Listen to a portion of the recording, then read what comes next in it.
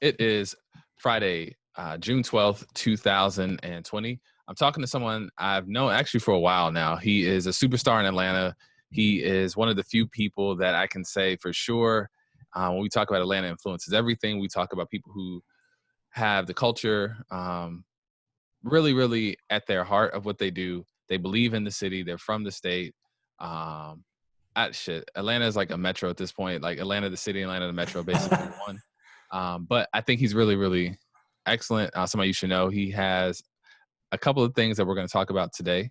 And before we actually get into that, guest, I want you guys to know a couple of things. One, if this is your first time listening in the wild, make sure you please like and subscribe wherever you heard this at. And also in particular, for anyone who's listened on iTunes, this is probably the first time you've heard me talking a while on iTunes. The reason being is because for the last few months, I've been putting a lot of content out on YouTube as a way to build up my YouTube page. You can hear a bunch of different interviews that are there, one of which is called COVID Conversations with myself, talking to other different business leaders, nonprofits, and everyday people who are trying to manage what COVID-19 has done to them, their business, and even just their life. The other is the main Neighborhood Watch podcast, which you're hearing Kyle on as well as a bunch of backup interviews and old archival audio that you haven't heard so far. So starting again on June 15th, you'll start hearing more of the main podcast. Kyle is essentially like warming us all up to the main Neighborhood Watch once again. And so if you haven't already, make sure you subscribe to the Neighborhood Watch YouTube channel. And so without further ado, my guest is Kyle Stapleton. He really needs no introduction. He is a renegade of all sorts. He is generally one of the best hangs that you could ever have in general. If you can have somebody to hang out with in Atlanta, it would probably be Kyle. He's a Georgia State alum like myself. He is a two-time Georgia State alum, which means he's got 2 championships from the university. Two chains. There we go. And then he also is essentially, I don't even know how to really describe you. He's a person who gets paid to be cool for the most part. And so that's the best way to describe you. He is with WarnerMedia, and we're going to talk about a bunch of different things on media, about podcasting, because he has a wonderful podcast called TuneDig that you guys, if you haven't heard already, it's one of the few podcasts I definitely big up, period, across the board, and it's Atlanta-based. So without further ado, we'll get into Kyle Stapleton. My mom's going to be so happy that there's finally somebody who talks nicer about me than her. That was amazing, man. It's an honor to be with you. I know we have known each other a very long time. Yes. And always have been a huge fan of yours and have followed your endeavors vigorously. Glad you're back in town. Glad we're both fighting a good fight together. So it's great to be here. Right. And for those of you who don't know, what Kyle's getting at is that even though I'm from Atlanta and I've been here for most of my life, I did spend most of my 2010s in New York City. For some of you who may know me know that was the time in which I worked for Spike Lee and worked a bunch of other films like The Wolf of Wall Street, the Ninja Turtles remake, and probably like another 40 movies or something I can't think of right now. And we were back here rooting for you and praying for the day you came back. Okay. All right. There we go. And so we're going to talk about a few things, but one of which is that me and Kyle both know media from a different perspective, in the sense that Atlanta is a place, no offense to anyone else who's going to hear this, where, and myself included, was a part of this boat, where a lot of people are dreaming to one day get to a level where they're working for or pitching main content to things. And Kyle essentially is at the hub of one of the biggest media companies in the world. And we both have a different understanding of how the media business works. And it's one of the few times I get to talk to somebody from Atlanta about the media business in Atlanta. And so before we get into all that, I just want to know, Kyle, how did you actually get into media in the first place? So my dad has worked in local TV for 30 plus years. He started at WSB, also a Georgia State grad, was a broadcast journalism major in the late 70s, and fell into that by his counselor saying, all right, you got to declare a major, you're long overdue. And he was like, what has the least math? All right. I like that. So he started at SB. He was at WATL, when it was a little independent station forever and ever up off Monroe Drive. And so I swore, like every good father's son, I'd never be in the TV business, because he was like, it's dying, don't go in, but his perspective is local, right? Mm-hmm. And really the only way to survive prior to their acquisition by a VC firm anyway was to go to WSB, owned by Cox, or work at the Journal or something like that. So when I got out of grad school, I worked for Jim Jacoby, the developer of Atlantic Station and the Porsche headquarters of the Aerotropolis area, very briefly. Not cut for CRE, with all due respect to my friends who are in that industry. I wound up at Jackson Spalding for a few years, thanks to Rachel Tobin, who was at the AJC and the BizCron, and had an incredible experience there. I was there about 4 years, and that was my first foray into like, I can do creative and like have a job at the same time. Cause I always just Okay. thought, I had it in my mind that it was like, you got to get a job, you got to be paid. And then the creative stuff is like your rebellion Yeah. against all that. Mm-hmm. So when I saw that they could blend and I could like build kind of an identity around it, it was like, I want to do this forever. And then I was in Lead Atlanta. I was sponsored by JS to go into Lead Atlanta, and that was a super transformative experience. And through that, I met Sydney Langdon, who does CSR for Turner, now WarnerMedia, and sent me the job description for this job to lead culture and employee experience for Turner Studios at the time, which was a flagging part of the enterprise at Techwood. And it just gotten a new GM, and a GM who had run operations for TBS and TNT under Steve Koonin, who's now at the Hawks. Hey. Pound for pound, the best marketer in the known world. And she was like, incredible leader, incredible opportunity, big challenge, brand new role, never existed before. Whatever it is, the person's going to have to create it. And so I was really excited by that, having worked at a place like JS that was so all about differentiating through culture. And that was 2016. And I signed my offer letter. And then a day later, read in the Wall Street that AT&T was acquiring Time Warner. And I was like, oh my God, what have I done?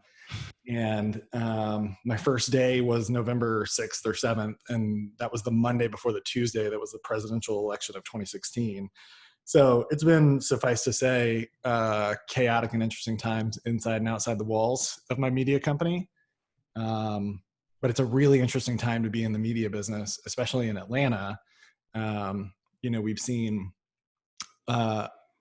formerly Turner break apart essentially and become part of this larger enterprise that is combined with HBO and Warner Brothers. Warner Brothers is the oldest entertainment company in America, so there's a lot to unpack there. Yeah. So we're basically triangulated between here, LA, and New York. We're kind of a decentralized company. There's really no power center for us anymore, which is really, really interesting compared to the TED days where it was all about TED at Terra on Techwood in Atlanta and the CNN Center downtown. But then we, for a long time, we were the one game in town. If you wanted to be an editor or a camera operator or something like that, like we were the kind of city on the hill for those types of production roles. And then Tyler Perry opened a studio and now opened an even bigger studio, a historically big studio. And so there's really like between us and Tyler Perry, the two TV studios, if you will, Right.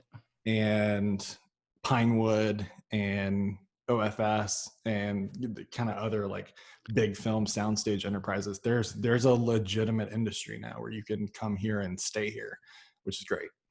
Right. And so that's one of the things I tell people a lot about Atlanta. And it was like when I moved back, it was just like I was trying to explain to people, it's really difficult to move in Atlanta unless you were part of like that Turner Media family. But it's good to kind of see now that it's kind of like growing a bit. And I think it's honestly after Lord willing, if we have like a COVID vaccine in the next 2 years, I think it's gonna get bigger. I just think that right now we're gonna see something really interesting that pops off in that space. I think that, in my opinion, the next wave is not going to necessarily be a Tyler. It's going to be somebody closer to like what Jason Blum is doing out in California with Blumhouse or a Will Packer. I think like those smaller kind of boutique kind of firms, I think, are the next to kind of blow in Atlanta. And I'm interested to see what happens, this next wave. Nothing's really established in terms of industry until there's a middle class for it, right? That's a good way to put it. And we're in the same place across all the entertainment industries, right? Like we see the same thing in the music industry.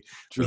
We have this enormous upper class and a very, very small emergent middle class, right? So for the Dungeon families and the quality controls and even like the Brendan O'Briens and the people at that level that have been kind of cranking it out since the 90s, there are very small pockets where you have an emergent class like a Love Renaissance. They're one of the most interesting media brands to me in the city right Can you explain now. to people what that is? 'Cause I agree with you, but people may not even have a clue who that is. So Love Renaissance started as like kind of a collective, right? Just a creative collective. TuneDig and the other guy's name is Sean, I think. The Yeah. two first artists for them were Black, like Six Lack, if Right. you're from the suburbs, um, Okay. and Drum, Mhm. and they opened up a space on Marietta Street and are just trying to move in that like collective entrepreneurial space where they're making media and they're incubating young artists of all different stripes, right? People that like create video content and make music and do visual art and all sorts of stuff. And they're super involved in the community. They give back to the city. It's a very like millennial Gen Z Yeah. model, right? Where it's like, we want to build the capital and the influence to be able to direct our local economy in terms of like in addition to just making great art. And you know, it's super interesting. We've never had anything quite like them in the city, and I'm super proud that they're from here. I agree with you too. Isn't Summer Walker with Love Renaissance or no? I feel like she is, but I could be wrong. Maybe. I don't Okay, know. yeah. She's super dope. She's very interesting. I also, my intro to them was, so I'm the oldest of four kids and the least cool of the four kids. Okay. Not the Um, least cool. Come on, Kyle.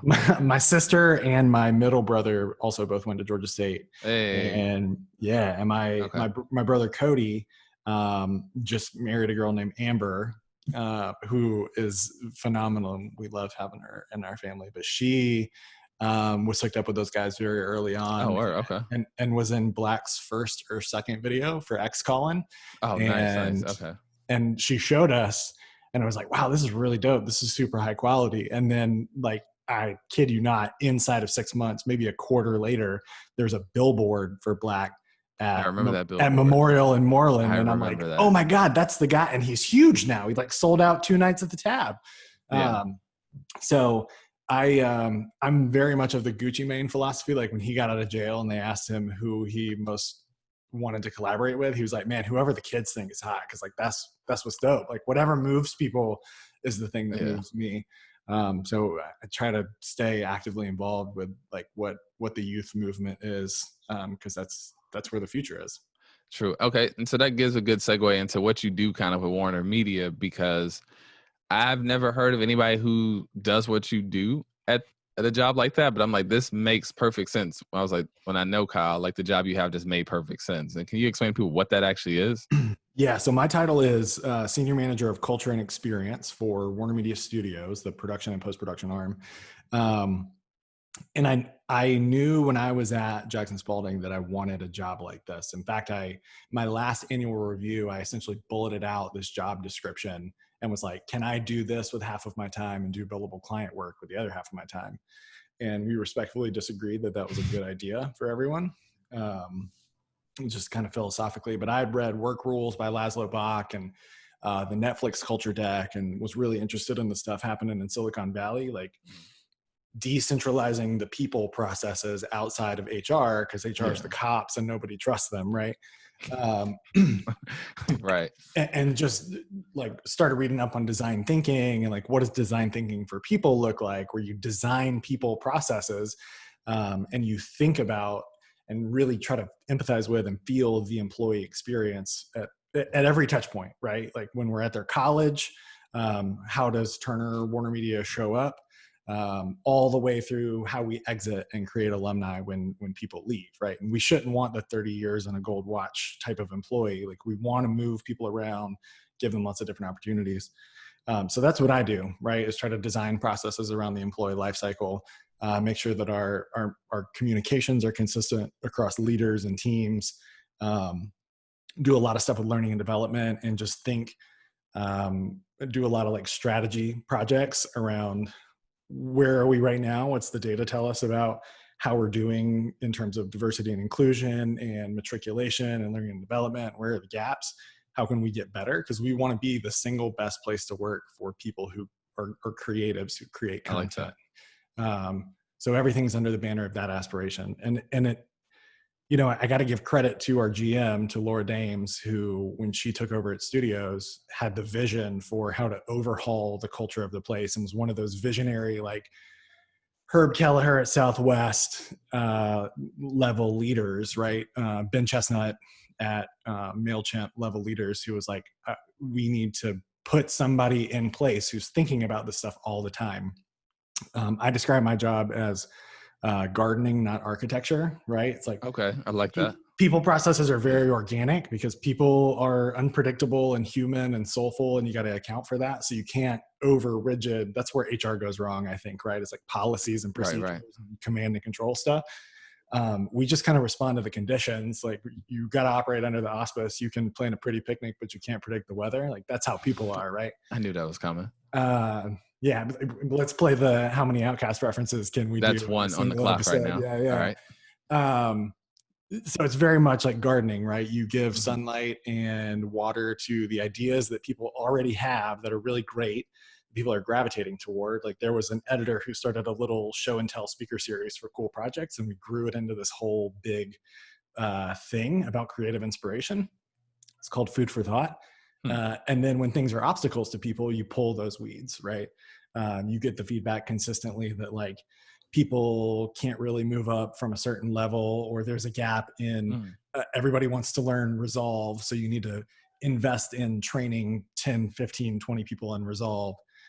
It's a very reactive role. It's very kind of chaotic, especially in a time like this. But it's been really great in a time like this to just be able to respond to the conditions of the moment, right? And to just know that, like, that's what I'm supposed to be doing, to just like find the humanity in the whole thing, and just kind of help keep everybody moving. It's great, man. It's been a challenge every single day, but it's been the greatest challenge of my whole life, I think, outside of marriage. We're not going to get into that. At least not right now. Good challenge, positive challenge. Right.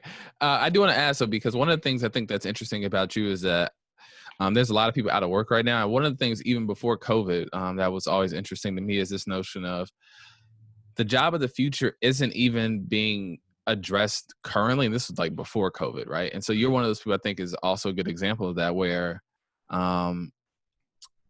the future employment, the future skills, the future type of thinking just wasn't really being, like, in corporate America. You were Jackson Spalding. Before that, isn't really being thought about because it's just hard for, like, older firms to kind of understand what's coming next. And what do you want to say to people who work at older firms? Maybe they're in the hiring, departments of these firms, to know about what's coming next in terms of, like, the next employee that they probably need to start looking out for. I think the main thing is just I watched the town hall on race the other day, and Van Jones was one of the panelists, and he used the example of mindset and skill set. Like, those are the two things you always have to combine to be successful in making change. And really, if you're not to the point of getting it yet, you need to get in the mindset, right? Once you have the mindset that change is inevitable, the world is going to continue changing at a more rapid pace all the time, that young people have a lot of answers that people don't, like older people don't, because they grew up as digital natives and they are inclined to a sort of openness about the world because of that.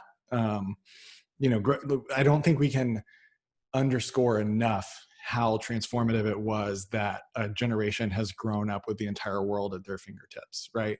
Like, that changes every preconceived notion, every, like, 80s movie trope about small town oppressiveness. Like, that's not a thing anymore. We've de-regionalized the world in a lot of ways, which has interesting positive and negative implications. But if you're not to where you already believe in this stuff, then, like, I think in a lot of ways you're SOL. If you are stuck on, like, this is the way that it's supposed to be done, and I have all the experience, so I should have all the authority. If you're still in that kind of command and control mentality, and you're not open to diverse ideas and perspectives and experiences, then the world is leaving you in the dust, man. Right. And so I'm actually glad you said that, because we both work in media. And so the media landscape in particular has changed so much over the last 3 years, much less than it probably arguably has in the last 30. For sure. And the company you're at right now has just launched a new media product, and arguably put the company in a completely different direction just 2 weeks ago, and that being HBO Max. And so How has that been for you just on the transition side? Because that's got to be something that not too people can even like compare to deal with. Yeah. So it's been a long time in the making, for Mhm. one, right? So to know something's coming and then to have it finally be out in the world is a really exciting and kind of terrifying thing. But you know, the conversations have been interesting at the company because it's like we have to cannibalize ourselves a little. We got to Mhm. build a new boat while we're on this boat, throw that boat in the ocean, and then get everybody across on a ladder. Yeah. Like Ted Turner, I don't think gets enough credit globally for he truly invented the entire modern media ecosystem as we know it, right? It was the three Okay. channels that went off at midnight. They played the national anthem and waved the flag, and like TV went off. And Ted Turner created 24-hour TV with CNN, right? He also, with WTBS, with the Superstation, started broadcasting cable TV. So like this big, like all the choices in the world ecosystem started with Ted, started with a Mhm. vision. People called him absolutely insane. He almost went broke doing it, but he changed the game forever, right? Just willed this whole ecosystem of how we consume things and engage with each other around the things that we love. He willed it into existence in the 80s.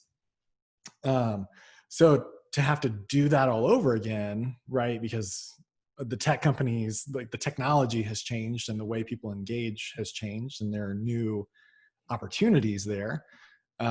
We had to jump into the new world, and a few years ago we were way behind in that ecosystem. And you know, if you were in Atlanta in 2013, 2014, you knew there were a ton of layoffs at Turner because we essentially had to reorient the whole business, and that predates me.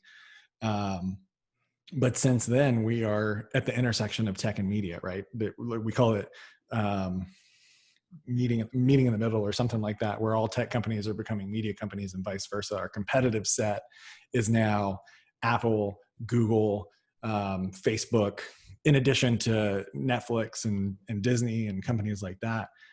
These are tech companies primarily that are Right. from different parts of the world. So the entire ideology has had to change. And we have oriented the whole company around this new reality. So one vertical is WarnerMedia Entertainment. Mhm. That's the HBO Max product, right? It's lean back, binge, on demand, scripted content for the most part, where people consume at their own pace and control.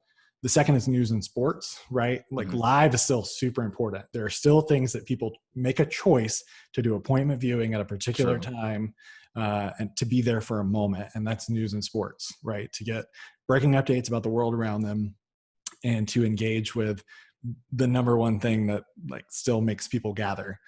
Um, and so the live business is really interesting because people thought that live was going to die off when Netflix happened, and it's as strong as ever, if not stronger. I mean, you look at how all sports have stopped down and the world's losing its mind on social media. Like Yeah. people are dying for like people. John Oliver on his show talked about marble racing. Like he highlighted that. He was like, we miss I sports saw that. so Yeah.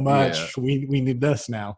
And then we still have Warner Brothers, and Cartoon Network and Adult Swim are now under the WB umbrella, which is really interesting. Hmm. And they, like Warner Brothers' real thing is like activation and experience and merchandising, right? They Mhm. have the DC brand. Yeah. They have produced some of the biggest sitcoms in history. Like you wouldn't, I didn't really know that until recently. So Friends and Big Bang Theory are WB produced True. shows.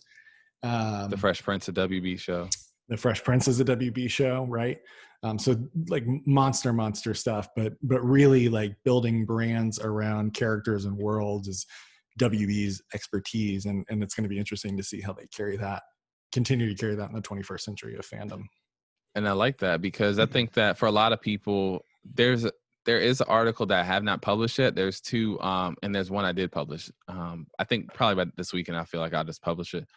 But one of which I published earlier this year was just about, in particular, like the streaming media space in particular. And so I think that a lot of people are kind of getting things misconstrued. And I'm glad that you're here talking about it because everyone kind of thinks that everyone kind of assumes that everything is just going to be like Netflix or come out and just essentially become one Netflix or one-stop shop. And there's some arguments for and against that. But I think that, like you said, it's not just appointment viewing, right? It's brands and things like that. Things that people want to do outside of just like staring at their phone or their TV for like 12 hours out the day. That's right. That's Yeah. right. And so, The fundamental human truth that I think organizes our company now, the like internal rallying cry mantra of our company is shape culture here. I like it. And a different kind of culture than I'm talking about, right? Like my Yeah. job is organizational culture, is rallying people around a purpose and unleashing them to do their best work. But we're thinking about shaping culture here in through the lens of one deep fundamental human truth, is that if people have all the choices in the world like they do now, they still choose to spend their time and attention and energy around things that are going to bring them closer to other people, right? Yeah. You look at comic book fandom, you look at sports, you look at the way a show like Insecure and Issa has built this culture around like talking about the Black experience and finding Black joy and any number of things, right? Like we still want to gather, we still want to make sense of our Yeah. own lives by connecting to other people and getting that perspective and telling each other stories, right? Like it's very Aristotelian, Yeah. that like everything is a story and there are only so many stories. They're the organizing principle of humanity is the idea, right? And so you want to tell these profound stories, a wide array of them that represent a wide array of people's experiences, so that we can deepen our own humanity by connecting to other people's. Yeah. And I think that is the one thing that's kind of missing from the streaming media space. And as much as Netflix has grown, Netflix is big, there is some general like qualms I have with Netflix, but one of which is that kind of unified experience just doesn't happen. Even something like Tiger King, it's more the social media commentary about it and the ripples of it, how it hits the internet in different waves is kind of what makes a lot of those Netflix shows go versus like you said, like, oh, we're going to watch the Big Bang Theory at the same time, or, we're going to watch the March Madness at the same time, or Insecure. Like that Insecure chatter on Twitter on Sunday nights is to behold, right? And Right. that's something you just don't get in the streaming space because it's a little too decentralized for my liking. Right. And it's interesting because I think that's kind of, while Disney's getting a lot of the shine right now for a lot of stuff they're doing with Disney Plus, and that is a huge hit. Yep. I think you all at WarnerMedia generally have, like you said, some of the more well-defined brands in a way that other companies just don't have, and I think that's interesting. I agree. I'm inclined to agree. I think it's probably good that I work at a place where I can agree. Yeah. I have a lot of issues just fundamentally as like kind of an anti-capitalist against Disney. I know I say that as a guy who's on the Works payroll for a large for AT&T. Yeah. But yeah, Disney tries a little too hard to be the party of everyone, and I think we're definitely politically the more progressive of the two companies by a lot. And we just hired Jason Kyler as our new CEO, and he was the original CEO of Hulu, and before that started the digital video service at Amazon, and is a deeply progressive, empathetic. In 2020, I shuddered a little when we hired a white guy as a CEO, just completely candidly, and I was like, "Oh my God, this is a step in the wrong direction." Like with everything we know. But so far, jumping in the middle of a pandemic and then responding to, the biggest political uprising maybe of the past century, I've been very pleased with not only his words, but his actions and leadership, and the way that's opened up the floodgates for us as an employee base. It's been good, right? You read all this stuff about really negative corporate experiences, especially for our Black brothers and sisters, and how they've really struggled at work the past couple of weeks and have not found the support. I think while we're deeply imperfect, that's one of the things I've been the most proud of, is like, okay, I'm in the right place because these people believe what I believe, and we're all going to be on the right side of history together. Like I haven't thought about putting in a resignation letter in the past couple of weeks and just like doing full-time activism, which is good. Right. I actually do want to ask you about that in particular, which is, we're not going to spend too much time on it, but for people who, I guess, maybe you live on a rock, you've been on like Elon Musk shuttle to space or something. There's been a lot of, obviously there's been a lot of unrest in the last 30 days of all sorts. Like this is not, America's doing the most. America continues to do the most. There's the most, and then there's the United States. I'm going to put like, that's just a whole nother category of things. Right. But no, seriously. And so I think that, let's be honest, like you work at you don't work there, but like your parent company now, AT&T, inherited CNN, and within the last 5 years, the change in how public perception is with CNN, which for the most part had really good ratings of like not just like linear ratings, but like actual like public opinion polls and ratings like that to where It's still the number one brand in digital.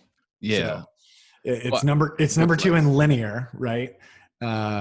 Which skews toward an older audience, and I think we all know where the number one news network on linear for the olds is. Yes. But we're number one in digital, where the people of the future get their news. Yeah, and I think that's a good space to kind of start at, which is that considering all the uprising and rest like that, it seems as a whole on the inside, from at least from what I've heard from people, like the inside of WarnerMedia seems to be relatively okay, considering we have literally WarnerMedia employees being arrested on camera during the middle of a riot, during the middle of a pandemic, right? During the middle of a recession. So there's a lot of things going on. We've also seen those same employees be accosted by people online, saying really awful things. And then in the case of some journalists, actually being shot at by rubber bullets. And so how does that make you feel knowing that the company that you work for is being targeted by people for really because the current president of the United States has made them out to be the enemy of the people? Sure. I mean, one could argue that's why the merger got held up by the DOJ in federal court for 2 years. I will say that I'm one of those people who believe in that. I'll be a truther on that one. A betting person might. The official party line is not that. Listen, man, full transparency, just as a human being, I know CNN is not perfect, right? I know Killer Mike got on the national news and said, CNN, you got to stop with the fear baiting. And like, as a human being, I understand that there is some degree of sensationalization. I think part of that is just the world we live in of polarization, of like people really receding to their corners and things getting more tribal. All of that is kind of scary. But, to me, if we're rubbing some people the wrong way, and I say this as like not somebody who directly works with CNN really at all. Right. Because there's entertainment is kind of treated as one kingdom in the company, and the news is like, news has its kind of sacred island for a reason, right? They have to preserve that journalistic integrity. So while we're sharing more processes and technology and infrastructure with the news organization, like the way that they do their business still has to be very separate so that they can maintain that integrity. And that's taken very, very seriously inside the company, right? I want to be like a public ambassador for them, saying that is a thing that everybody who goes to work there staunchly believes in, that they are upholding sort of their own Hippocratic oath. But if it's rubbing some people wrong, and those are generally people who I believe are deeply on the wrong side of history, and they operate in a fear and hate and smallness and me-centered mentality, then good, like if we're helping to push things forward and we're using the facts and we're standing on the side of truth always, or making our best possible human effort to do so, then things are a little scary. But I see the pride and I see the passion that these people in front of and behind the camera bring to that work every single day. There's a nobility in making that lifestyle choice to say, I will put myself in harm's way in the name of truth, and especially in the name of the great American experiment, right, of freedom and democracy and the First Amendment and all that stuff. It's been really, really, really interesting to be front row seat to CNN at this time in history. And I had no idea that I was going to get everything I was going to get when I started. Yeah, I think that honestly, this is the best time, my personal opinion is it's always the best time to come into a job when there's a little bit of a crisis, because you kind of get an understanding of what the job really entails. You're like, absolutely right. People are really like, versus like, it's coming in, it's like very peaceful. You kind of get a lull, it's kind of a shock to the system. You are absolutely right. It's the Wild West in every way. And I'm proud that I'm just holding up the backs of the people who are going and planting the flag. Right. And I do want to make a little bit of a segue, because you're not just a person who's mostly behind the camera. You've been in front of the camera before, and particularly you've been in front of the camera with your family on a very famous TV show with a very famous bald-headed black man by the name of Steve Harvey. And if you guys don't know what this is by now, you've been on Family Feud. And so can you explain to me what that Family Feud experience was? Because I've actually seen your episode. And I was surprised. I didn't know you were going to be on that. I was just cooking dinner and I saw you on the TV and Steve Harvey was there talking to you. That's amazing. We auditioned at the Civic Center, as a kind of Father's Day gag. My dad was like, I don't want to do the same thing that we do for Father's Day every year, where like I grill and you guys give me a tie and that's it. So my brother saw that there were auditions and he was like, let's go do that. So we went to the Civic Center. It was a deep rows of chairs, auditorium style, in one of the Civic Center rooms, probably 500 people in the room. And the production team was up at the front with just a little like handheld camera. And you went through a round. And my baby brother, the question was, name something you save up for. And my baby brother, who was, oh God, like 15, 16 at the time, had on a bow tie and a little white dress shirt and khaki pants and boat shoes, right? Like baby's first dress up. And I swear to you, the thing that nailed it for us was, they said, what do you save up for? And he said, a ring, and did the finger guns. And it was like, oh, we're getting on TV. It didn't happen for a while. Then we got the call back, and the Civic Center had closed at this point. So it was at the Georgia World Congress Center. And it's just like the set inside, big curtains inside the middle of a Georgia World Congress Center hall. Yeah. And you're just in a little trailer sequestered in the back. And we waited for, I think, 3 days backstage. And it just kind of worked out randomly that we got called up. We wound up winning 5 games, the maximum amount of games. That's what's up. We only won Fast Money once, which my sister continues to not let me live down. We won because we switched out my brother for her, and she was really good. And we got like 196 points the game after we won. And it was like, oh, we were so close. The one thing that I wish had gotten on TV, because it's probably, it's 22 minutes of TV, but you probably do 40 minutes of stuff an episode. Oh, wow. Okay. And like Steve is on fire. Like I have my things that I could poke at Steve Harvey about. But he tells the story a lot about how he told his then girlfriend or wife that he wanted to go into stand-up comedy after going to an open mic night, like pretty well-known anecdote. But she said, I'm not going to be with like a broke dude, and kicked him out. And he lived out of his car while he was starting a stand-up career. And he was like, I want to ensure that my kids and my grandkids never have to go through anything like that. Right. So they'll shoot 5 episodes a day, 5 days a week for like 4 months straight to get a 250 episode season. It's an absolute machine, right? And then he does his radio show in the morning. He does his talk show around that. So the guy is still working like 15, 16, 17-hour days every day in his 60s or 70s or whatever. So the part that I wish had gotten shown was, I was a team captain. You have to introduce your family. And I was like, well, Steve, by day, I'm in marketing, but like really, I'm a big music fan. And he was like, oh, really? What kind of music? And I was like, well, a lot of kinds of music. I said Southern rock first. He was like, oh yeah, like the Allman Brothers, and like ripped on that for a minute, thinking, oh, here's going to be another one of those like cheesy white families. And I was like, no, Steve, the important thing I want you to know, and I was saying this as a huge Kings of Comedy fan, like that's the Steve Harvey that I know. I'm an old school guy. And he's like, what do you mean old school? And before I could think or process or stop myself, I start singing Lenny Williams' Cause I Love You a cappella, like the old school bit that you did. Yeah. I swear to God, he literally fell on the ground on the set and came up to me first commercial break and was like, what other old school stuff you like? And so we talked about Earth, Wind, and Fire for a really long time, have mostly the same top 5 Earth, Wind, and Fire songs. And I was like, I'm just an old dude like you, man. I love that stuff. But I like Earth, Wind, and Fire specifically because of Steve Harvey and hearing Love's Holiday. And like my parents didn't play Earth, Wind, and Fire growing up. That was not the thing in my house, but man, they are so damn good. It was a great experience. It was a very weird, surreal experience. I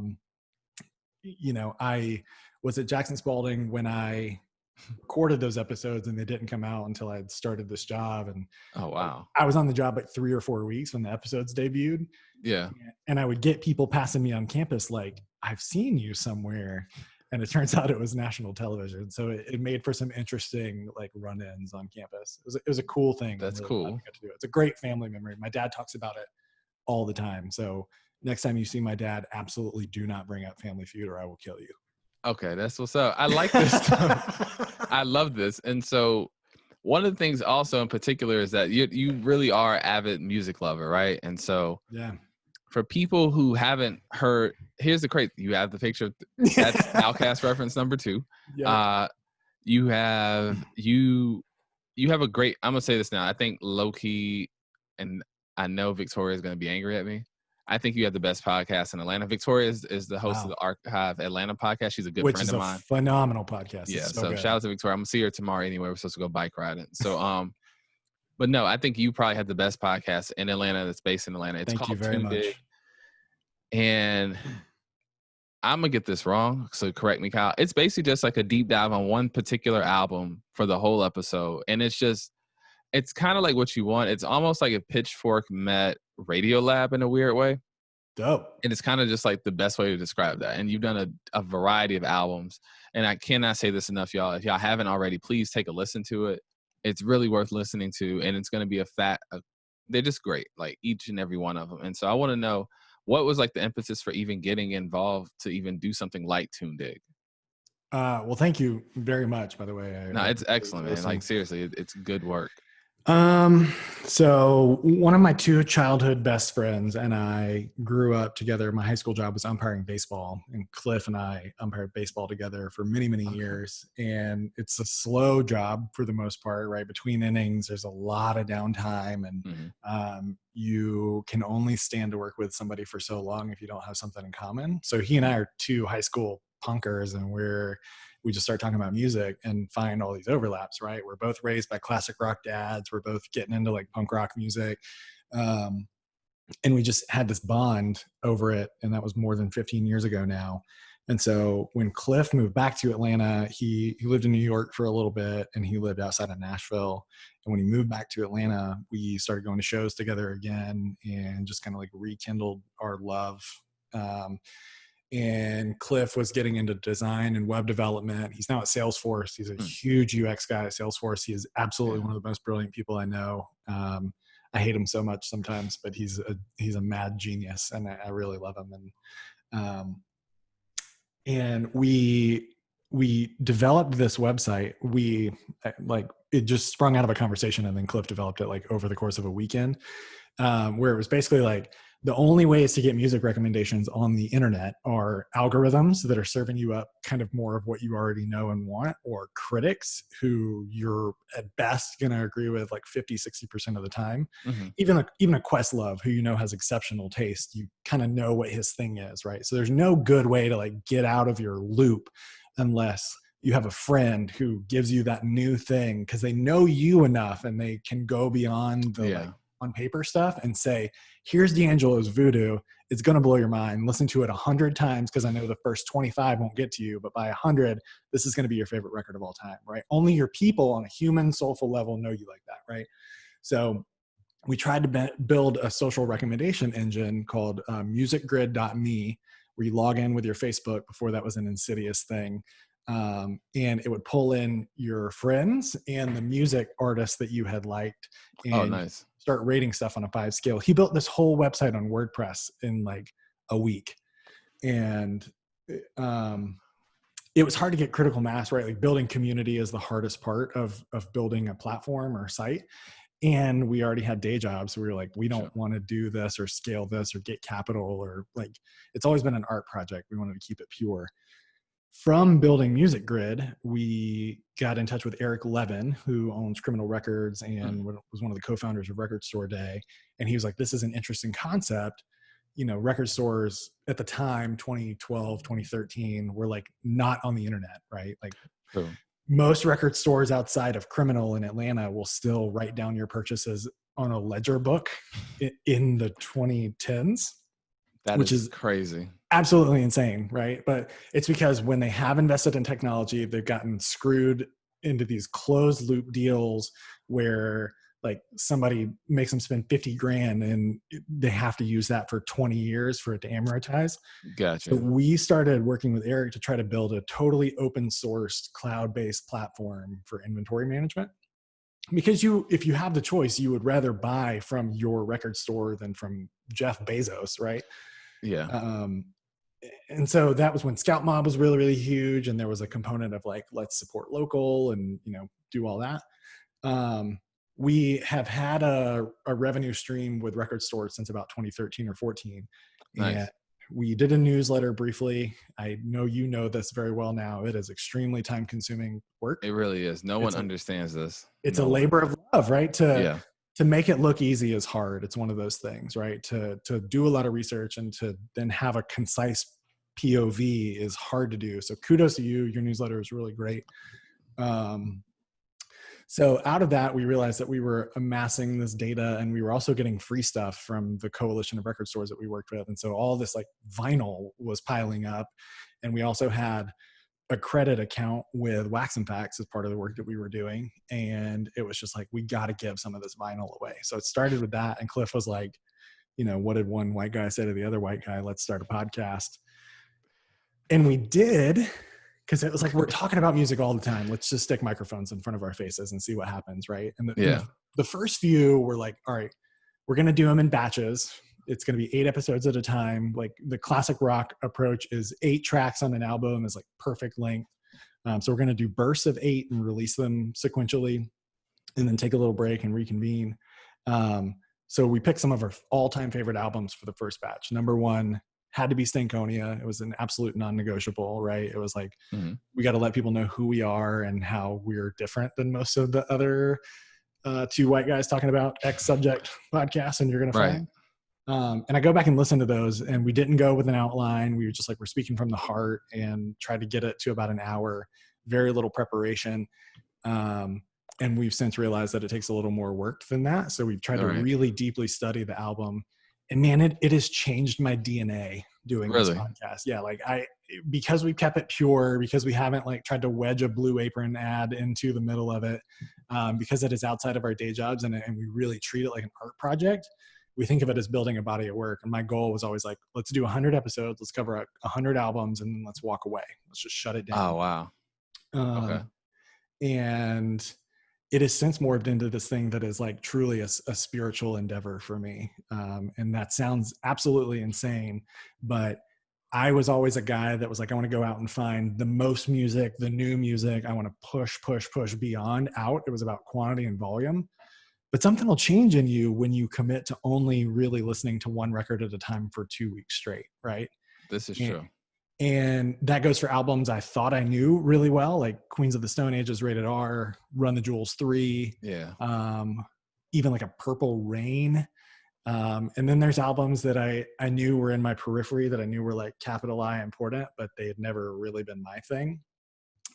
Like Miseducation of Lauryn Hill, like A Love Supreme by John Coltrane, and especially Voodoo by D'Angelo went from a record that I knew was good and that people I respected really liked to like, it's one of my top 10 favorite records now. Oh, wow. Okay. That's a big jump. Yeah. And and having that, like changing your whole worldview and the way you experience the thing you love the most in the world, like that changes who you are as a person, right? So it's become a meditation for me to like learn how to focus, to channel all my energy, to hear the fullness of a thing, to really try to experience somebody's headspace and their pain and their joy with the thing that they're making, and to just hear somebody fully and connect to it. It has enriched my spirit.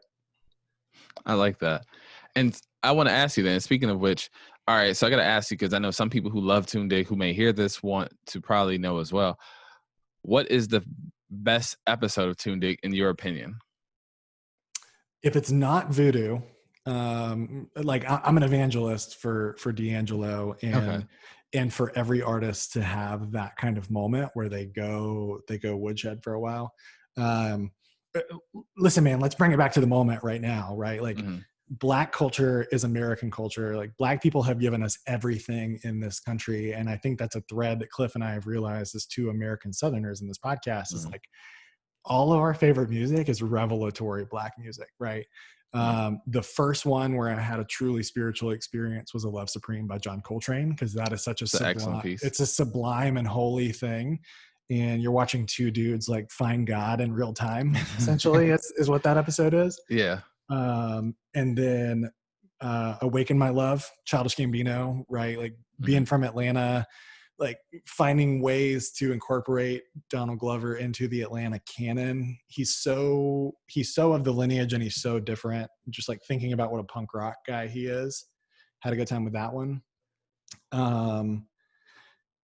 And then D'Angelo for sure. And then I'm always going to advocate for Queens of the Stone Age. Like if I can encourage one person to become a punk rocker and kick in the drywall a little and like be dangerous and wear a leather jacket and smoke a cigarette for the first time, like learn to be bad so you can like learn what the rules are so you can break them flagrantly, because that's what the world needs right now is people that are gonna flank the system. Yeah. You know what's interesting? When you did the Queens of the Stone Age episode, I only knew them from that one time. They had like their big album, I think, was it Songs for the Deaf. Yes. And they had Go With the Flow, and then I think No One Knows on that one. I knew nothing else about them outside of those two songs. And after the episode, I was like, oh, you know what? Let me go take a listen to them, because like it just never was in my periphery like that. But sick. That's what I enjoy about it. It's like, okay, you know, the way you talk about it, you and Cliff. What's your favorite episode? I'm gonna say probably the Childish Gambino one, for Awaken My Love, or the College Dropout. I actually refer people to your podcast with the Childish Gambino, and that's my one episode. I'm like, all right, you know what? Listen to this one and give it a try. And so that's the one I give people, because I know a lot of people outside of maybe me and you don't actually listen to like a Childish Gambino record, and I think that one's a difficult listen if you don't know who he is or you don't know anything about Funkadelic or anything. But the way you guys talk about it, it's like, you know what, this is a good primer as to what the best of this podcast has to offer. So that's the one I always do. That's dope. I appreciate it. I think the main idea that we've discovered as we've done 30 plus episodes now is like, we want to go really deep with an episode that an album that we know a lot of people love. And then if you're on that island with us and you have a good experience, the very next one, we want to be super different. So it's like, we want to talk to a little group at a party and then take our favorite person from that circle over to another circle and be like, meet these people. They're really great too. And they're totally different from you, but they're awesome. So it's like, TuneDig a little bit is also our diversity and inclusion play, because like so many people do so much dope stuff, but they only live in their little world, right? So Cliff and I are friends because we jump between a lot of different things and we just love music so much.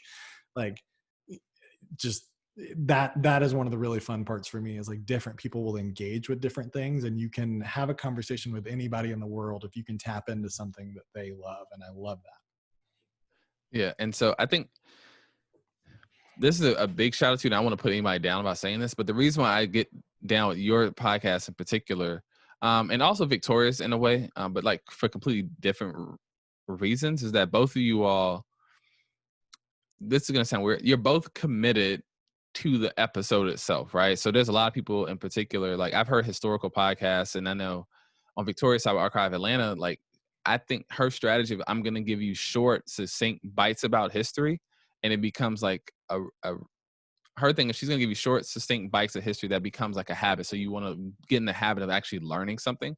And I think that's something else I think a lot of people aren't doing well, because that is a very different skill set. And what you guys are doing, which is we're going to just have one album. And like most music podcasts I hear now, it's just basically like me and my homeboys, and we're like, man, I like this. We're going to cuss and drink for like 45 minutes and have maybe 3 good minutes of like insight. And yours like, nah, let's just do the whole insight for 30 minutes of it and just make maybe 2 to 3 minutes of just like BS. And I think that's kind of why I think your podcast has honestly been successful, is because people are clamoring for that type of content. And also it brought me something else about the podcast space. I think me and you talked about that off the record a couple of days ago, which is the podcast space in 2020 now is arguably has been as big as it's ever been, right? You all are the leaders, or some of the leaders in the Atlanta podcast space. But I think for a lot of people in Atlanta, they still don't know what a podcast is. Like my dad understands what a podcast is in theory, but he's never actually heard one, right? So what do you want to explain to people about the Atlanta podcast scene in particular?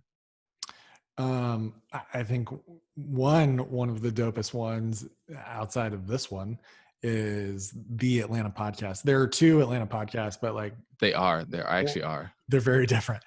Yes, they are. The Bankhead and Buckhead editions, but Christian and Myron and Justin run the Atlanta podcast, or TAP for short. And it is a little more of that, like three dudes literally sitting around drinking, having a good time, but Yeah. they're riffing on pop culture and like they're having contentious conversations. Like they're three guys who aren't afraid to go there. So that's one style. And then there's two very distinct styles, especially in Atlanta, right? There's like the kickback type thing, like Tap does. And I love those guys so much. And we had a really I good do time too. when we were guests with them. And through a Georgia State connection, John Asante, who's out on the West Coast working full time in the podcast space. He's managing producer at Neon Hum, was at Stitcher before that, and WNYC. So the reason like I was even inclined to toe into the podcast space, because I was like, this is not like, it's for like journalists and like people that just want to hear their voice for a really long time, and Joe Rogan. We'll get to him in a second. Right. But John has taken it really seriously as an art form coming from the public radio world. And he is like really, truly one of the emerging titans in the space. And I'm really, really proud to know him. But he showed me that it can be like a thing that you do and you take seriously, and it is a craft like anything else. But you have to treat it like a craft. So with all respect to the kind of kickback casual stuff, there's that. And then there's like Victoria's podcast, which is extremely like academic, journalistic, but it also is like, she does it in a really human, soulful way, right? Like there's an art and a science to the way that she does it. But she's still a little more on that, like, you're here to learn a thing. Kind of like all the murder podcasts are kind of in that realm. And then it's not an Atlanta-based podcast, but the Freaknik podcast was another really interesting example. That was actually really good. I really enjoyed it, but that was also kind of not that was more like an audio travel log, audio journalism type of thing. So we want to take elements of both, right? We want the vibe and the energy of an Atlanta podcast where it just feels like you're in the living room with us. That's why Inside the NBA with Shaq and Charles Barkley is so successful, right? That's a good way to put that. You're just hanging out with your best friends talking basketball and everything around the sport, if your friends happen to be like NBA Hall of Famers. So we want that casual energy because we want to invite people in.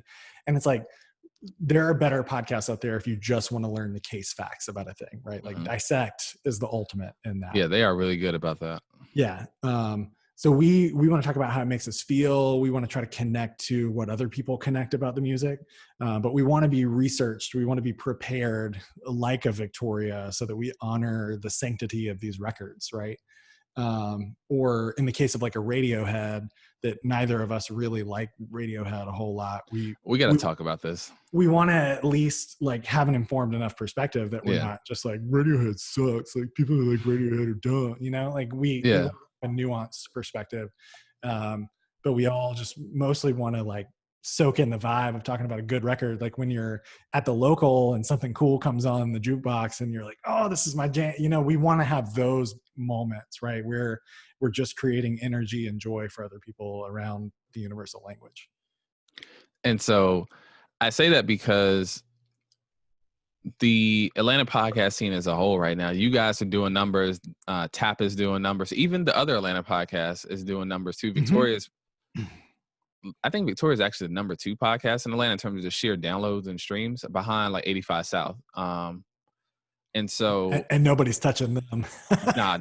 Their numbers are they're so rad. They are honestly a really good, like, that's an Atlanta influences everything moment too. That right? is true. Like that thing is so authentically what it is. It's irreplicable. It's like Frank Sinatra singing. Nobody else could do 85 South and have other people not be like, they're doing the 85 South thing.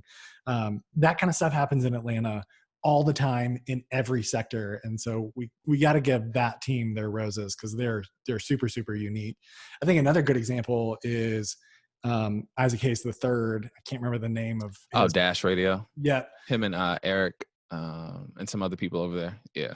So he's a really good example because he has been advocating for Atlanta having its own, like, you know, Black owned essentially media ecosystem. Like, what's the revolt of Atlanta? Like, why can't we control our narrative? And he's been really consistent with that on his platform. And I think he does a really good job in his own space. He's sort of a replicable in his thing. He's very different than like a Breakfast Club or something like that. Yeah. And I think I was talking to, I don't know if you know her, a woman named Naima Abdullahi. She was with 11 Alive News. So she left to she was a newscaster at 11 Alive. She left in literally like the day before the pandemic hit, which was perfect timing to do more media. That's not the Neemer Dreamer person. Yeah, that is. Yeah, that's her. Dude, That's her she's Instagram. amazing. She is so dope. That's my buddy, man. That's my buddy. I have immense respect for her. She puts on for the culture in a major way, and I would love to meet her someday. I think she's fun. Oh, we can make that happen. No, but me and her were talking about this. This was I remember because we had an interview, we did it, and it was it was supposed to be the interview that she kind of announced that she was leaving 11 Alive, and it was on me, not Naima. So I know she's just like, what the fuck is up? What's up, man? Yeah, she was, but it's on me, not her. That'll actually be the first one I run on Monday. So cool.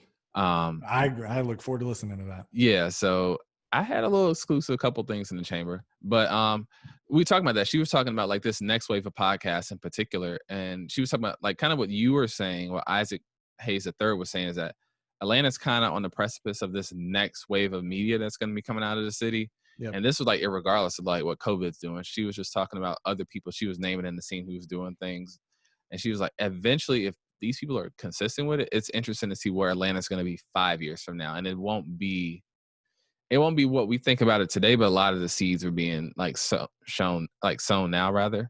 And she was interested to see who's going to be doing this 5 years from now, who's going to be doing it, and what's going to be the thing, because a lot of people making plays right now. Her opinion, kind of what Isaac was saying, if people in Atlanta just started owning Atlanta, then she's like, we're going to run this thing. And I think about that because the moment she said it, the week later, I don't know if you know John Birdsong at all.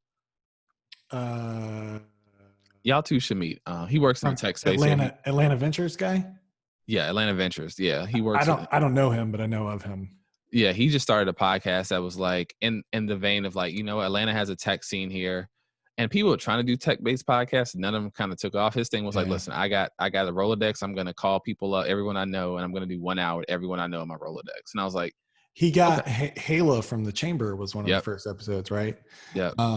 Yeah, I think that's a really interesting vein of things that's happening where so Atlanta has always been, because we're such a transient and changing city, and we've had a hard time really articulating who we are. I think in our bones we know who we are, but you ask 10 people and they say it 10 different ways. Yeah. The closest I think anybody has gotten so far is actually Choose ATL, and the first iteration of Choose ATL. Yeah. With all due respect to my friend Kate Atwood, it was a 1.0, right? But with Disha Barnett, one of my favorite ATLians at the helm of the brand their new thing, come for the whole hustle, stay for the culture, and every way that they've iterated around that. And shout out to Alex Everett at the Chamber as well.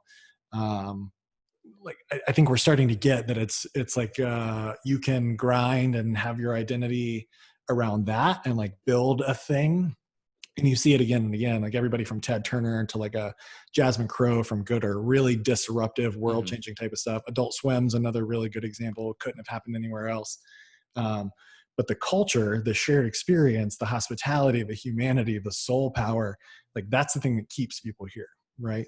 And so I think you start to see things like John Birdsong's podcast that are trying to tap into that thing. And even like Blake Howard has the Creative Rising, the guy that runs the Creative Mornings Atlanta chapter, has a really, really good podcast where he talks to a lot of interesting people trying to define, it's a podcast about creativity, but it's also kind of a podcast about Atlanta. So that is a unique thing about Atlanta, is that pride. Everybody in Atlanta has to talk about Atlanta because it's an idea, it's an ideology. And you don't see that New York talks about itself a lot, but it's totally different, Yeah. And I'm with you on that. And I think that I like kind of where this space is at. And the reason why I like it right now in Atlanta is that, like you said, people trying to define themselves, but also in particular, as somebody who's lived in New York and heard a lot of podcasts, Atlanta's scenes don't necessarily, outside of maybe 85 South and what Birdsong is doing, there's no other podcasts that are specifically being generated right now for those particular scenes of people. Mm-hmm. And I think maybe you can argue the other Atlanta podcasts, like the ATL podcast, maybe it's kind of doing that as well. But I think that when Atlanta grows, you're going to start seeing full niche for just hey, I'm doing a podcast solely about in-town moms. I'm doing a whole podcast about people who love the burb. once that starts coming, like you said, and that becomes like our middle class of podcasts in Atlanta, I think we're going to have a real industry that low key like New York and LA don't have, because everybody in New York in their podcast, they're trying to become the next company that becomes acquired by Gimlet or something like that. And they're playing a different game. Right. And so I think Atlanta's going to have probably the best podcast market in the country in a few years. That's a really interesting forecast. And I hope you're right. I think the more independent spirits that we have in town, the better off we're going to be. Right. Like that's the thing that's defined us, is kind of that maverick spirit that they gave us Outcast, right? Like almost with a chip on our shoulder. Right. That's three. All right. It couldn't have happened anywhere else. Or like Maynard Jackson's mayoral politics, right? Mm-hmm. Like the way that people do things here is like in defiance of the way things are supposed to be done. So I hope that happens in the podcast space. I think there are niches like esports, like we're becoming a huge esports market. Esports did 980 million globally as an industry last year. We'll go north of $1 billion this year, and growing and skyrocketing, right? People are going to figure out how to make money on that content outside of just Twitch and game makers. And I bet there's a dope esports podcast out of Atlanta already. I think we could corner the market on Black esports. This is true. On Black anything, I'm gonna be honest. Right. Yeah. But like you want to see Black industry thrive. Like we're leading on the culture, right? You saw the whole Fortnite dances appropriation thing happen a year or two ago, right? So that's a place where like Black people could reclaim the narrative and the power and make a lot of money. And I'm hopeful that Atlanta is the place that they do that, whether it's through gamers coming through the university system at GSU and the AUC or whatever it is. Shout out to Asante Bradford, who's been waving that torch for a hot minute. I don't know him personally, but I'm a big fan. You know, I want to see things like that happen. So there are niches that are emerging. I just hope that we can continue to sustain them. Right. And so that actually brings me to something else about the podcast space in particular. I did write about this. On Monday, I'm going to just post this because this whole weekend is going to be about policing, and that's taken an entire week to write about, and that's just like a dark place. But I've had 2 articles since February that I have not put out, and one of which that happened since May. The article in question is one, I wrote one in February. I just didn't feel like it was right to put it out. It was about Bill Simmons selling his podcast network to The Ringer. Yeah. The Ringer to Spotify for $250 million. And then another one I wrote back in May about Joe Rogan licensing his podcast, for $100 million to Spotify. And I'm bringing this up to you in particular, and they'll be out Monday, so people, you can read them finally. No, I like to hold mine because sometimes I write every day, and sometimes the temperature just isn't right. Right. And so sometimes it's just not time to put it out, but it's going to be out Monday. But I asked you that in particular because a lot of people saw those figures and they're like, you know what, the podcast game is different now, right? Because people are cashing out to like huge numbers. And so what does that make you feel like when you see those big numbers going for like Rogan or Bill Simmons and what he cashed out to? I mean, look, I'm the guy that doesn't want to have advertising on my podcast or whatever. Okay, so I may not be the right person to ask, right? No, I like that answer. I think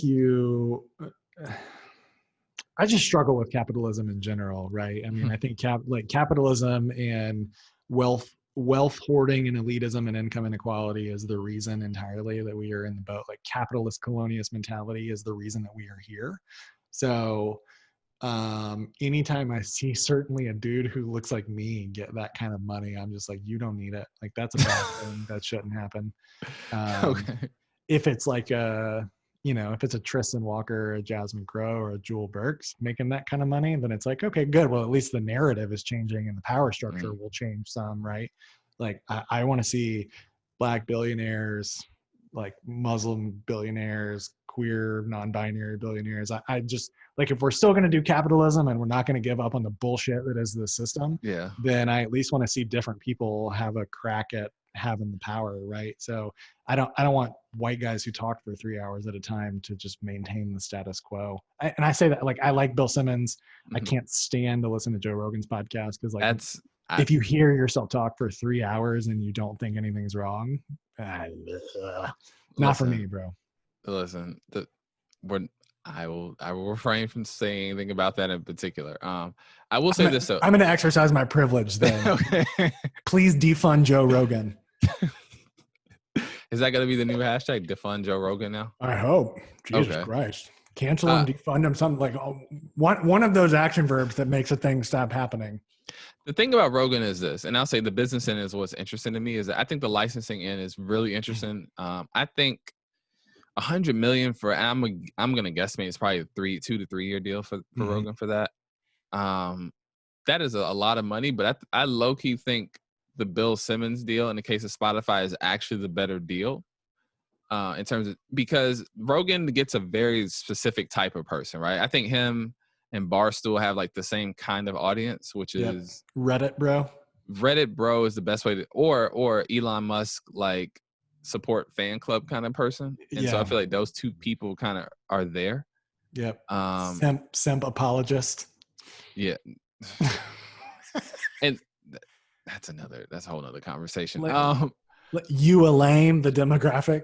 Yeah. So what we're talking about is essentially like a lot of internet jargon, you guys. And the main thing you want to know about Joe Rogan, in particular, his podcast, it does over-index with like young white males. If you males. want to know about Joe Rogan, don't.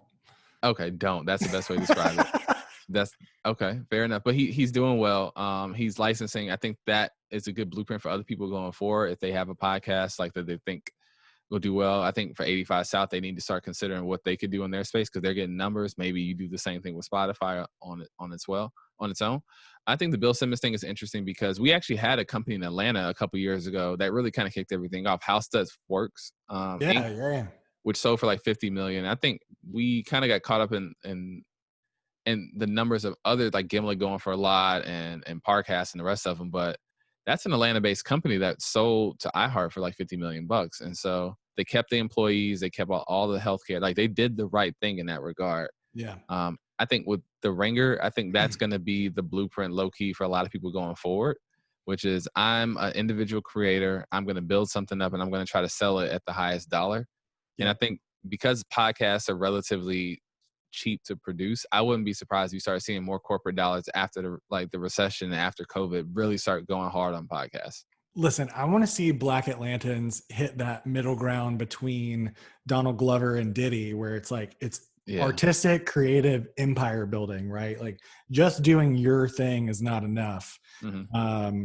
I want to see Black people get more capital, especially out of Atlanta, the cultural capital of the universe. I agree with you on that. To where they can empower more things to happen, right? Like I want to see an 85 South build an empire of content creation where they can then subsidize like a Bame Joyner who, like, in spite of all the odds, has built this huge platform with Atlanta Influences Everything and has so much cachet, but like needs money, needs a revenue stream to sustain it to the level that matches his passion and his smarts and his ability, right? I want to see like people start to congregate and pool their resources, like buy back the block for creatives almost, right?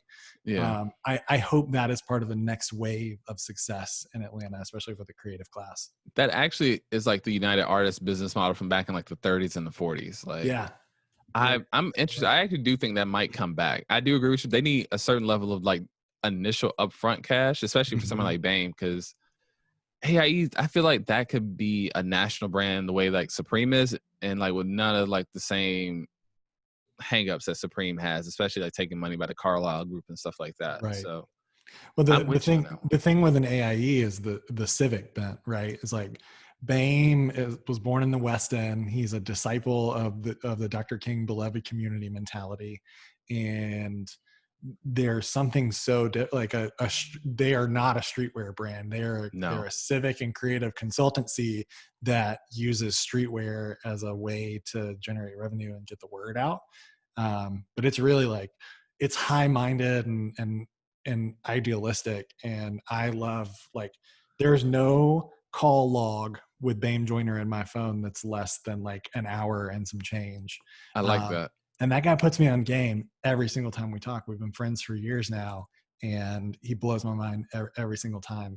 And you know, I can't wait to vote for Bame for mayor one day, hopefully. But there's a lot of people like that, right? That it goes deeper and it means more. And I want to find ways to support people like that. Like Fabian Williams is another great example. Yeah, that's a good one too. The way he organized Capper Bowl that stuff's not happening in other cities, right? Nah, Like the shout out to him and galvanizing. Ash on that one. Ash especially, because I Ash love Ash. Nash, She's wonderful. Powerhouse Creative. Yeah, that's another person that like Powerhouse Creative just needs funding, needs like all of this money and attention that corporations want to put towards Black people and Black causes, like beyond just demilitarizing the police and like ending critical gaps in society, like funding Black entrepreneurs and creatives.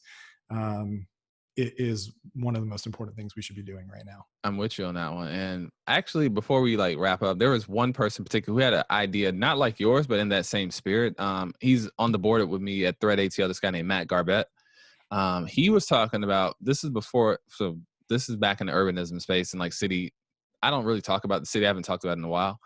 But when the Gulch deal was being formulated, this was at least November 2018. That's another interview I just had. And I really wish I put that out when it came out. But he was talking about an idea in which basically instead of giving that $1.7 billion to CIM to develop the Gulch, he was like, why don't we take $500 million and $500 million and invest in 500 entrepreneurs in Atlanta at $1 million each, like straight up, like kind of like what the SoftBank Venture Fund did, which was like, all right, we see this is $1 million. You have to keep your business, your operation, all of that staying in Atlanta, and you got to build that out over the next couple of years. And then, and I was like, that's actually like a pretty innovative idea. Like, taking money, investing in something that already exists and seeing what that could be, I think is light years ahead of what most governments are thinking about now. But I think that may actually come up sooner than later.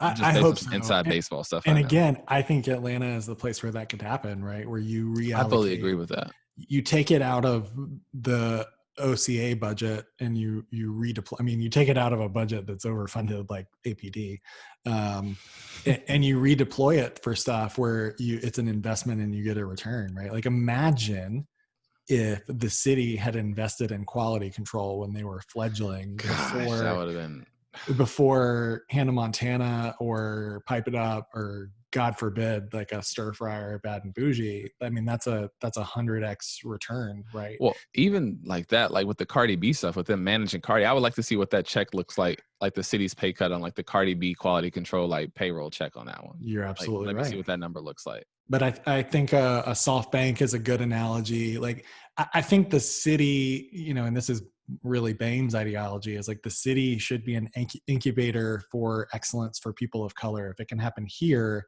it could be a national model, right? Because we have this legend and this pseudo myth as the Black Mecca. But the SoftBank thing is really interesting. Andreessen Horowitz, what they're doing is really interesting. Specifically the Cultural Leadership Fund. Another GSU alum, Chris Lyons, is helping oversee that fund.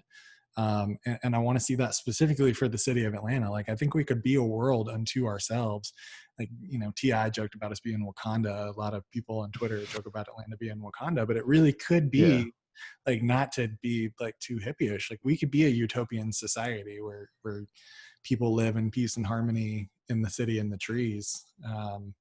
We got to get out of our own way, but I think we have every opportunity in the world if we can just connect the damn dots. I'm with you on that one. And so I want to actually wrap up on this, which is, I know you got to go soon, y'all. This man is doing a lot. We've talked for a long time, and I'm glad Kyle let me have some time with him. I gotta. I love and appreciate you, man. You're a legend, man. So you're a living legend. I wish you would stop talking like that. I'm so. You are living. I'm grateful to get this time with you. You realize like 10 years from now, there's gonna be some kid who looks at this, who's like doing research on you and like listens to the whole thing. He's gonna take like 6 or 7 things out of this and be like, this is why I believe Kyle is the visionary on X, Y, and Z. Like, it's just a matter of time. And then you're going to give that kid my cell phone number, and I'm going to spend 30 minutes telling him how he's the future and he's already smarter. We'll probably have like brain chips or something in like 10 years. I won't, bro. Yeah, like I don't even know. I will revert. If it's a brain chip or a flip phone, I'll go back to a flip phone. It's going to be something that Jeff Bezos has given everyone in America. Like, whatever that future thing is. Speaking of people we need to defund. No, you mean the future owner of the United States? No, dude, no, of the U.S. LLC. No, I want to. Let's end on a positive note. The youth of the future. Atlanta is the greatest city in the world. I agree with you. I love you very much. We have all the tools we need to build the greatest society in human history. Let's stay focused and love one another, and Black Lives Matter, and have a great, hot, long summer. Okay. I'm going to ask this question to everybody on the main podcast, and I got to ask you the same thing, which is actually two questions. One, how can people follow you or follow TuneDig or like get in contact or find it out? TuneDig is the same on every platform. We're available wherever you get your podcast, and we're on all social media platforms as at TuneDig, TuneDig. And I am on Twitter as Kyle P. Stapleton because a bot has K-Staps. That's trash. So okay. if anybody knows anybody at Twitter who can make that happen, I'm not asking to be verified. I'm just asking to get my same username from everywhere else. I own kstaps.com. Somebody please make it happen. But I'm kstaps on IG and on LinkedIn if you just want to link and talk about work. But yeah, I look forward to future conversations. All right. And last question I ask all my guests, which is what's making you happy? This has made me extremely happy. I'm having a baby my wife is due in January. Hey. I'm extremely happy about that. I've been wanting to be a dad for a long time. You know, it's crazy. That's what's up. Crazy bringing a kid into this world, but I'm looking forward to raising a little future freedom fighter with my favorite person on planet Earth. And I've been doing, you and I did this last Friday. I've been doing socially distanced driveway hangs. You and I had a drink in my driveway in Zone 6. And after being an extremely extroverted person stuck in my house for a few months, that has made me deeply, deeply happy, and it's filled my tank. So if there's anybody who is King Williams recommended for a driveway hang, I'd love to host some people. Let's get you and Naeem out to hang out. Let's do it. That'd be dope. Let's just do like a dope Atlanta people who love the culture all-stars. I got a bunch of folding chairs and beach chairs, and we can just hang out and crank some Dungeon Fam. All right, there we go. That's I think number 4 or 5. So. All right. Once again, y'all, this is Kyle Stapleton. He is just a great creative here in Atlanta. He is legitimately one of the best people I know in the media business, one of the best people I know in Atlanta. Please follow him. Please listen to TuneDig. Please like and review that particular podcast because I cannot tell you enough. It's good to have quality work coming out of the city of Atlanta. And also, more importantly, make sure that you follow him on social media. He always has a lot of great insight on things on his Twitter page. And so make sure you guys follow Kyle. He's generally a wonderful person. Actually, let's see if we can make this thing happen, y'all. Who is the next person that Kyle should have like hanging out in his driveway? Let me know. So if you heard this already, who should be hanging out with Kyle in his driveway? Once again, this is King Williams. If you listen to this podcast, make sure you like and review wherever you heard this at. And more importantly, if you haven't already, please sign up for my newsletter at IamKingWilliams.substack. That's substack.com. Again, IamKingWilliams at substack.com. Thank you once again, Kyle, and I'll see y'all next time.